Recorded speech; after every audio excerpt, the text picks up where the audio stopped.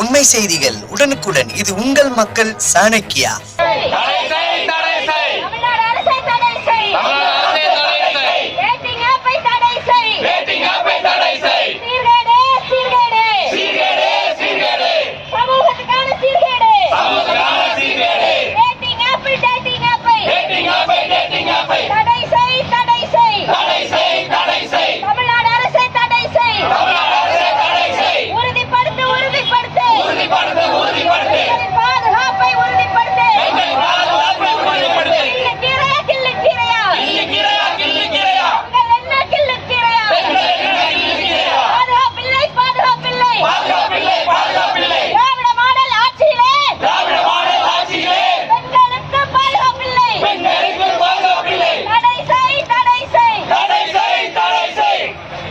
November மாதம் 2ஆம் தேதி டேட்டிங் ஆப்ல பழகி ஒரு பெண்ணை பாலியல் வன்கொடுமை செஞ்சுக்கிறாங்க.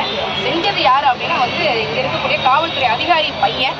அதனால அந்த பையன் மேல ஒரு நடவடிக்கையும் கிடையாது. கைது பண்ண உடனே அவங்களை ரிலீஸ் பண்ணாங்க. இது ரொம்ப தவறு.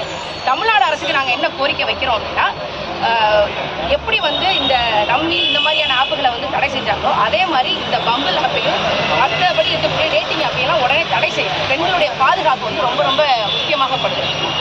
வந்த செய்தியே ஒன்று இருக்கு அப்படின்னா, அப்போ இன்னும் நூற்றுக்கணக்கான தகவல்கள் அறிக்கையே இல்லாம நம்மளுடைய நியூஸ் ரிப்போர்ட்லேயே இல்லாம நிறைய நடந்துக்கிறதுக்கான வாய்ப்பு இருக்கு.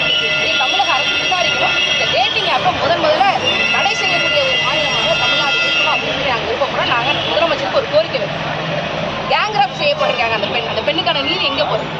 நீதியை உறுதி செய்யணும்ல, அதை உறுதி செய்யணும் அப்படின்னு சொல்லி நாங்கள் கேட்குறோம். அதுக்கான விளம்பரம்